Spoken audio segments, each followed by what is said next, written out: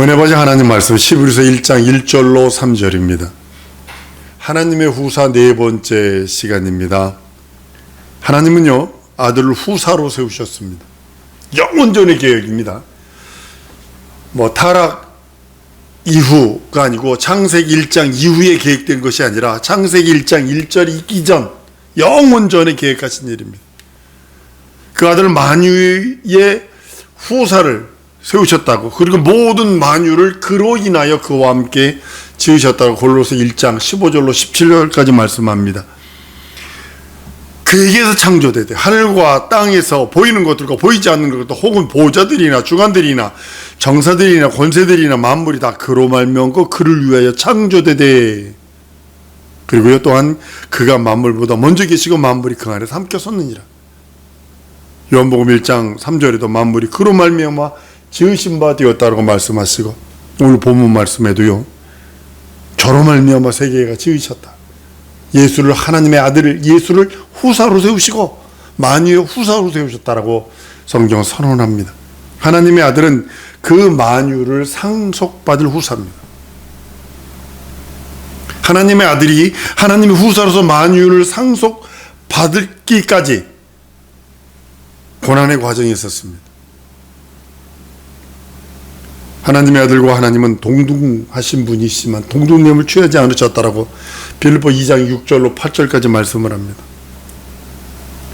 하나님의 종으로 천사들이 있고요, 천사들은요 바람으로, 사역자로, 아니면 불꽃으로 사용하셨다라고 히브리서 1장 7절에 말씀을 합니다. 홍해를 갈 때도 동풍을 불게 해서 홍해가 갈라졌다라고 합니다. 구름 기둥과 불 기둥 자체도 그것이 하늘의 하나님의 천사들을 부리는 종으로서 이야기합니다. 하나님의 심부름꾼들이고 사역자들입니다. 하나님의 종에 불과합니다. 그런데 하나님의 아들은 하나님과 동등하신 분이시지만 자기를 낮추셨는데 잠깐 동안 종인 천사보다 더 못하게, 더 낮게 낮아졌다고 히브리서 2장 5절로 9절까지 말씀합니다. 잠깐 동안 천사보다 못하게 오셨다라고요. 천사보다 잠깐 동안 못하게 하심을 입은 자라고 성경 말씀합니다.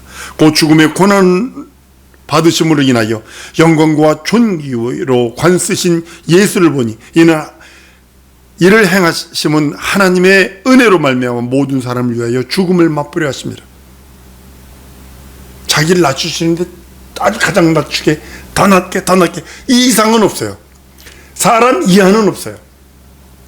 아무리 원숭이가 사람하고 비슷해도 DNA 상으로 돼지하고 98%가 같다 할지라도 그들은 영이 없어요.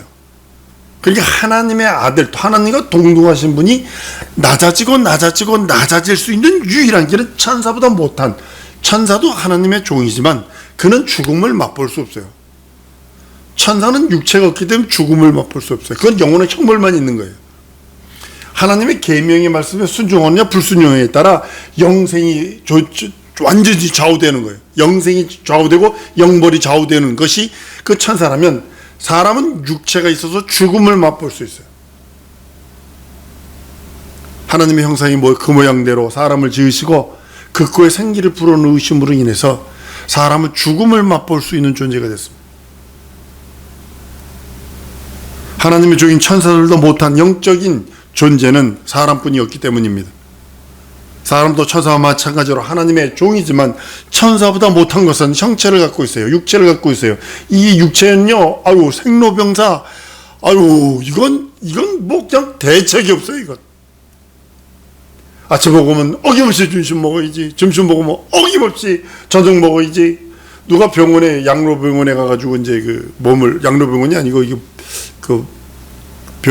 수술한 다음에 이렇게 병원에 가서 있는데요, 아침 먹고 나면 참 갖다 주고, 또 참 먹고 나면 점심 갖다 주고, 점심 먹고 나면 또 참 갖다 주고, 저녁 먹고 나면 이거 5-6개씩 먹는데 도저히 못 먹겠더래. 그냥 너무 많이 줘서.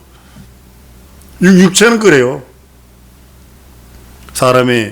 사람은요 종의 형체를 갖고 있기 때문에 아주 그런 모습입니다. 종의 형체를 갖고 있다는 의미는요, 육신을 가지고 있다라는 그런 존재, 그런 뜻이기도 합니다. 육신을 갖고 있음으로 인해서 시간과 공간을 초월하지 못하고 신호애락 생로병사를 초월하지 못합니다. 뭐 먹지 뭐 마시지 뭐 입지 이걸 초월할 수가 없습니다. 우리나라는 4계가 딱 있으니까요. 4계절이 있으니까요. 뭐 겨울 되면 뜨뜻한 거 입어야 되고 여름 되면 더운 거 입어야 되고 우리나라는요 극과 극입니다. 여름은 진짜 머리가 벗어지도록 덥지 겨울은 그냥 꽁꽁 얼어붙지. 그러니까 우리나라 사람 민족은요 더운 나라 가서도 일 잘하고 추운 나라 가서도 일 잘하고. 저 신학교 있을 적에 그 이스라엘 가서 고고학 그 발굴하는데 비행기상만 되면 거기 가서 자고 먹고 석 달 동안 뭐 무슨 대학교 거기서 학점까지 다 준대요. 가가지고 하자 하려느냐. 근데 안 간다고 그랬어요. 근데 유일하게 한국 사람만 한다는 거예요. 40도가 넘었는데도 이 둥그런 메이크업에서 모자 쓰고 고고학은요 콕콕콕콕 반우 송곳으로요 콕콕콕콕콕 쓴 다음에 페인트 붓으로 싹싹싹싹 이렇게 쓰는 거예요. 그걸 하는 거예요. 하루 왼종일 해봤자 요만큼 다 하는 거예요. 콕콕콕 싹싹싹 콕콕콕 싹싹싹 이거 말하니까 거기서 뭐 요거 뭐 이상한 거라도 나오면 쌉이야. 다 스탑 돼가지고 막 박사 들어오고 와가지고 막 그걸 가지고 뭐 현미경으로 본다는 동안. 이 얘기를 왜 하느냐면요. 4계가 있기 때문에 뚜렷하기 때문에 요즘에 뭐 봄하고 가을이 이제 왔나 하고 그냥 가버립니다만 육신을 갖고 있기 때문에 초월하지 못하는 것들이 있기 때문에 그런 존재이기 때문에 그렇습니다. 시간을 초월하지 못해서 태어나면 성장해야 하고 그 다음에 늙어갑니다. 그리고 육체의 수명이 다 마감하면 죽음을 맛볼 수밖에 없습니다. 내가 사랑하는 사람들, 스승들 세상 떠나는 거 보면서 그렇다 이런 것들이요 사람이 천사보다 못한다는 그런 증거이기도 합니다. 물론 천사도 영적인 존재이기 때문에 말씀이 있어야 되고 우리도 영적인 존재이기 때문에 말씀이 있어야 합니다. 그 말씀에 순종하지 않느냐에 따라 영원한 결과가 달라지는 것을 보게 됩니다. 하나님의 아들은 천사보다 못한 사람으로 오셨습니다. 종의 형체를 입고 사람으로 오셔서 죽음을 맛보십니다. 예수가 마리아의 태에 잉태되는 순간에 성령으로 잉태되는 순간에 24시간입니다. 사람하고 똑같습니다. 결국은 몇 때리니까 피가 칠칠 흐르고 십자가에 못 박아서 죽더라고요. 인생입니다. 예수는 참 사람이요 참 하나님이십니다. 하나님의 아들이 자기를 천사보다 잠깐 못하게 낮추심을 잊고 이 세상에 나타나신 것은 하나님이 후사로 세우신 그 후사로서의 그 자격. 저는 그렇게 이 말씀 준비하면서 그랬어요. 야, 자격으로서 그 몸을 낮춰서 그 자격을 얻기 위한 과정을 통과하시는 것이었구나.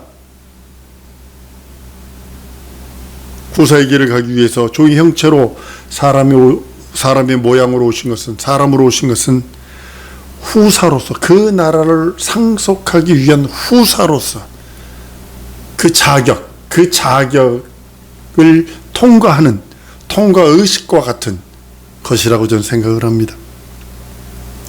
하나님의 후사지만 자기를 낮추어 종의 형체로 오신 하나님의 아들은 그를 따르는 제자들에게도 항상 자기 자신을 낮춰야 할 것을 가르치셨어요. 그 길만이 후사의 길, 그 길만이 후사의 길임을 몸소 가르치시고 말씀하셨어요. 마가복음 20장 26절 이하에도 보면요, 너희는 섬기는 자가 되라 그랬어요. 섬기는 자가 되라. 섬기려 하고 많은 사람을 위하여 자기 목숨을 대속물로 주려 합니다라고 하시면서 본인이 말씀하시는 것은 후사의 길은 섬기는 자가 되어야 되고 종이 되어야 되고 내가 다른 사람들을 섬기려 하고 내 목숨을 많은 사람의 대속물로 주러 오셨다라고 선언을 하십니다. 다른 이들의 종이 되어야 되고 후사들은요, 다른 일을 섬기는 것이 하나님의 후사요, 그 길을 걸어가는 것이 낮은 길이고 후사의 길이라고 말씀을 합니다. 이런 낮은 낮아짐은요, 겸손함 없으면 하나님의 후사가 될 수 없어요. 예수가 만약에 그냥 하나님의 아들로서 왕가로서 오셨다면요, 또 다른 옵션이 됐을 것입니다. 물론 다윗의 후손으로서 왕가로 태어나셨지만 그때 당시 직권을 잡고 있는 왕의 후손으로 왔다라면 어마어마했을 것입니다. 그런데 그는 낮아짐, 겸손함으로 하나님의 후사의 길을 걸어가시는 모습이 바로 그것입니다. 주님은요, 이 땅에서 자기를 낮추는 자만이 높아질 수 있다라고 성경은 말씀을 합니다. 못해요 이것이 아니라 염장 지르는 거 아니고요, 진정으로 진리의 말씀 앞에 자기가 낮아지고 진정 그 말씀 붙들고 낮아진 그것을 뜻하고 있습니다. 하나님의 후사이신 예수 그리스도께서 후사의 길을 걸으시면서 그의 제자들에게도 후사의 길을 가르치시는 말씀이기도 합니다. 자기를 낮추는 자는 높아지리라, 자기를 낮추는 자는 후사가 되리라, 같은 뜻입니다. 예수 그리스도께서 가장 낮은 곳에 계실 때에 하나님께서 그를 가장 높은 곳에 오르게 하심으로써 모든 무릎을 예수 이름에 무릎 꿇게 하셨다라고 성경은 말씀을 합니다. 하나님의 후사가 되는 길은 자기를 낮추는 겸손한 길입니다. 또 하나님의 후사가 되는 길은 자기를 후사로 세우신 하나님께 대하여 끝까지 순종하는 겁니다. 끝까지 순종하는 겁니다. 자기 의견 내세우는 거 아닙니다. 하나님의 후사의 길은 첫 번째는 겸손의 길입니다. 낮춤의 길입니다. 자기 자신을 철두철미하게 하나님과 동등됨으로 취할 걸 여기지 아니하시고 종의 모습, 천사가 아니라 사람의 모습, 그 종의 모습을 이 땅에 낮춘 겸손의 모습입니다. 두 번째는요, 순종의 길입니다. 다른 말로는 죽음의 길입니다. 죽음을 맛보시는 것이니까요.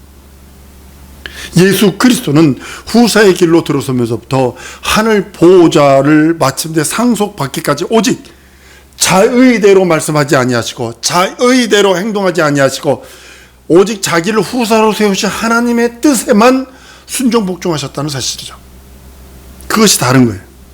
후사는 오직, 한번 따라해보세요. 후사는 겸손과 순종의 길을 걸어야 한다. 네. 내가 하나님의 나라의 후사라면요, 하나님 말씀 앞에, 진리 앞에 겸손히 낮아지는 것과 그 말씀에 순종하는 것 외에는 없어요. 주님이 그러셨어요. 그 나라 상속받기까지 자기 의지, 자기 의, 자기 행동, 자기 말 절대로 한 것이 아니라 보내신, 자기를 후사로 세우신 그분의 하나님의 뜻에만 절대적으로 순종하고 복종합니다.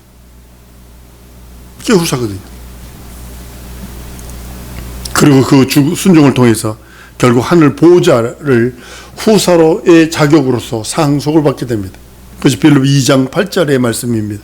요한복음 12장 49절 50절에는 내가 내 자유로 말하는 것이 아니오 나를 보내신 아버지께서 나의 말할 것과 이를 것을 친히 명령하여 주셨으니 나는 그의 명령이 영생인 줄 아노라. 그러므로 나의 이르는 것은 내 아버지께서 내게 말씀하신 그대로 이른다라. 아버지께서 내 안에 계셔서 나의 일을 하는 것이라. 요한복음 14장 10절, 11절에 말씀을 합니다. 하나님의 아들에게 있어서 하나님의 후사가 되는 길은 낮아짐, 겸손과 순종의 길입니다. 예수가 이 땅에서 후사로서 이 땅에 육신을 입고 오는 것 자체가 겸손이요, 순종하시는데 자기 의지 세우는 것이 아니라 오직 아버지가 원하시는 그 일, 아버지가 원하시는 그 모든 것들을 이루시는 것이 후사의 길, 그 길을 걸으신 겁니다. 그리고 주님은 우리들에게도 동일하게 그렇게 말씀합니다. 그 길은 예수에게는요, 고난의 길입니다. 진짜 고난의 길입니다. 자기를 부정하는 길입니다. 예수 그리스도는 고난의 길을 순종함으로써 승리하게 됩니다. 그래서 우리도 순종을, 우리 주님이 그렇게 말씀하시는 겁니다.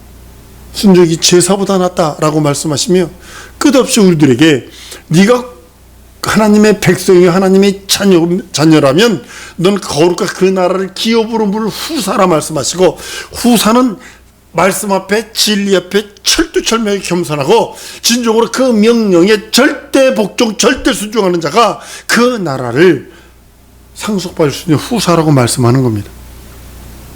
예수에게도 많은 슬픔과 고민이 있었던 것 같아요. 겟세마네 동산에서 그렇게 기도하잖아요. 이 잔이 내게서 지나가기 원합니다. 이 잔이 내게서 지나가기 원합니다. 3번씩이나 같은 기도를 합니다. 그 대신 내 뜻대로 마시고 아버지의 뜻대로 이슈옵소서라고 고백하며 후사가 걸어가는 그 길에서의 그 순종함을 보입니다. 겸손함을 보입니다. 그리고 우리들에게도 동일하게 왜 내 뜻이 없겠어요? 왜 내 계획이 없겠냐고요? 그런데 그것을 하나님 말씀 앞에 내게 맡기신 사명 앞에 그 사명을 이루려고 애쓰라는 거죠.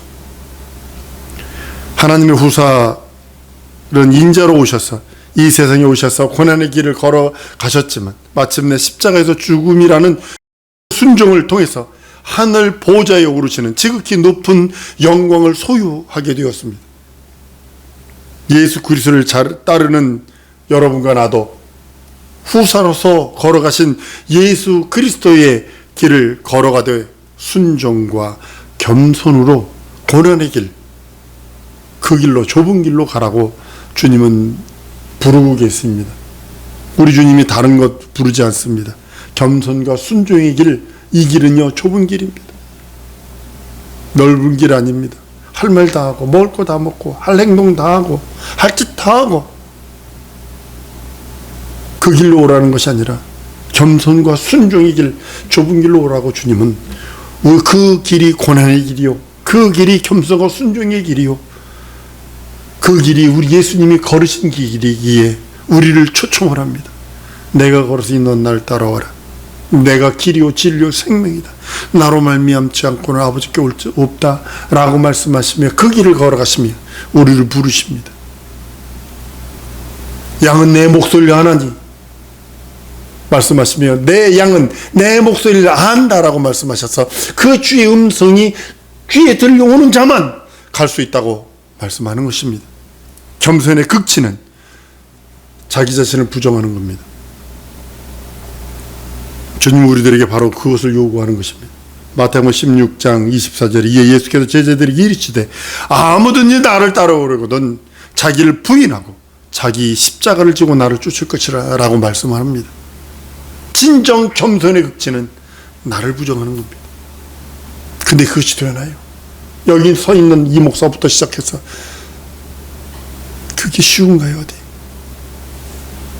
그것이 바로 후사의 길이기 때문에 후사의 길은 견디기가요 힘든 고난의 길이요 십자가의 길이요 좁은 길이요 좁은 문입니다.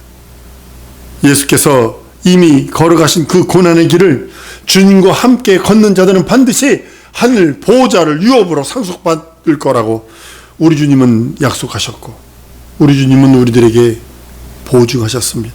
그래서 성령께서 나의 믿음 후사로 걷는 자의 겸손과 순종의 길을 걷는 그 고난의 길을 걷는 자에게 성령께서도 보증하시고 증거하시고 확증하시고 보존하시는 것입니다.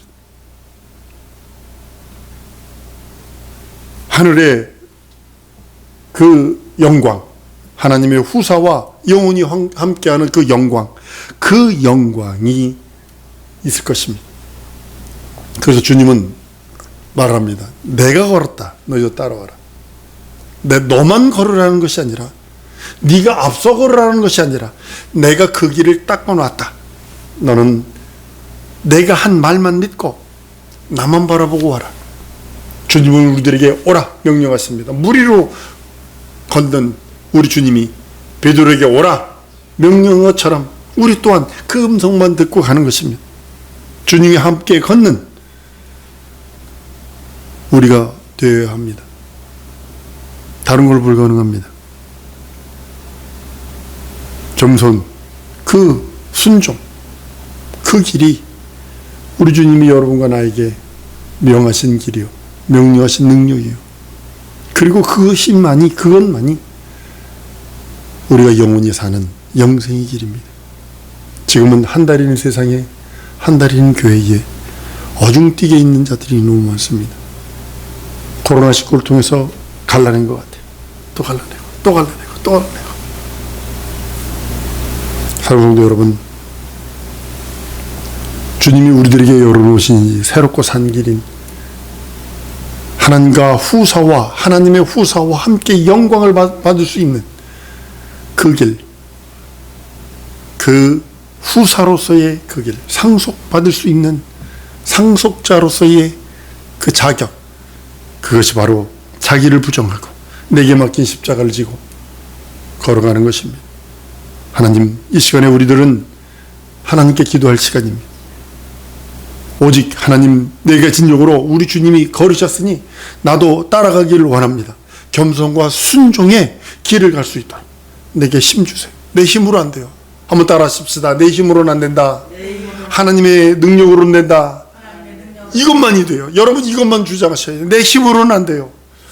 내가 뭐 이렇게 세우고 뭐 이루고 뭘 하려고 하는 것도 내 힘으로는 안 돼요. 하나님 앞에 나를 부정하고 겸손과 순종으로 이 고난을 이겨가겠으니 하나님 나에게 힘 주세요. 하나님의 힘으로, 하나님의 능으로, 하나님의 이적으로 가능하오니 나를 도우시고 내게 역사해 달라고 우리 다 같이 동성으로 기도하십니다.